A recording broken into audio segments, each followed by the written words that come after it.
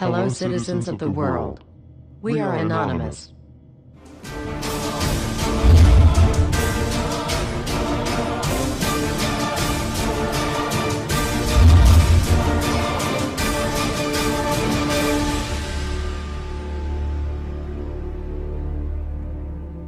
Dear brothers and sisters, now is the time to open your eyes. In a stunning move that has civil libertarians stuttering with disbelief, the U.S. Senate has just passed a bill that effectively ends the Bill of Rights in America.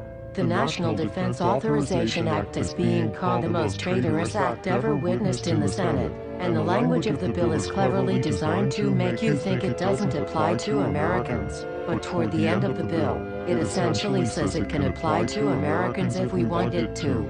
Bill summary and status. 112th Congress, 2011 to 2012, S. 1867. Latest title, National Defense Authorization Act 4. This bill, passed late last night in a 93-7 vote, declares the entire USA to be a battleground upon which U.S. military forces can operate with impunity, overriding posse comitatus and granting the military the unchecked power to arrest, detain, interrogate and even assassinate U.S. citizens with impunity. Even Wired magazine was outraged at this bill, reporting, Senate wants the military to lock you up without trial.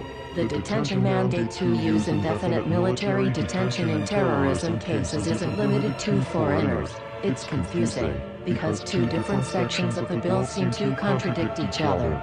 But in the judgment of the University of Texas Robert Chesney, a nonpartisan authority on military detention, U.S. citizens are included in the grant of detention authority. The passage of this law is nothing less than an outright declaration of war against the American people by the military-connected power elite.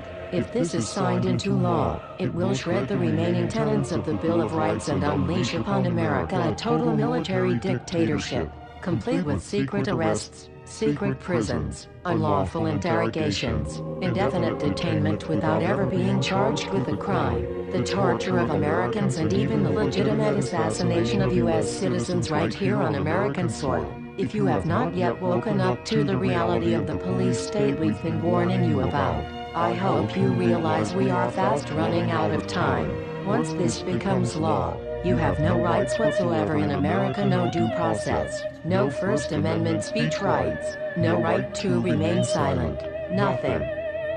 The U.S. Senate does not want us to speak.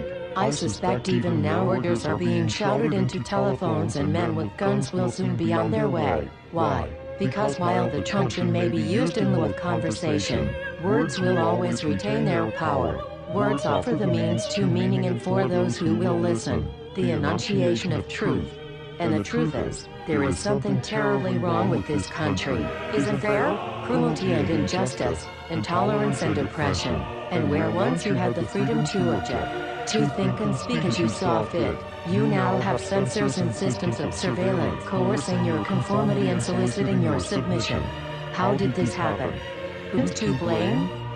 Well, certainly there are those who are more responsible than others, and they will be held accountable.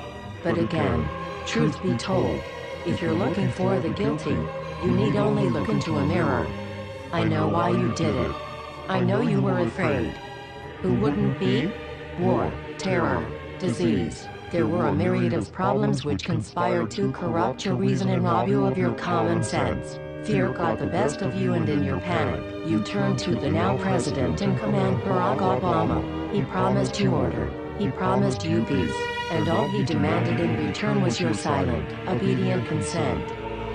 More than 400 years ago, a great citizen wished to embed the 5th of November forever in our memory. His hope was to remind the world that fairness, justice, and freedom are more than words, they are perspectives.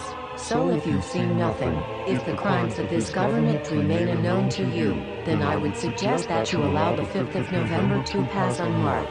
But if you see what I see, if you feel as I feel, and if you would seek as I seek, then I ask you to stand beside one another, 1 year from November 5th, 2011, outside the gates of every courthouse of every city demanding our rights. Together we stand against the injustice of our own government. We are anonymous. We are legion. United as one. divided by 0. We do not forgive censorship. We do not forget oppression. U.S. Senate. Expect us.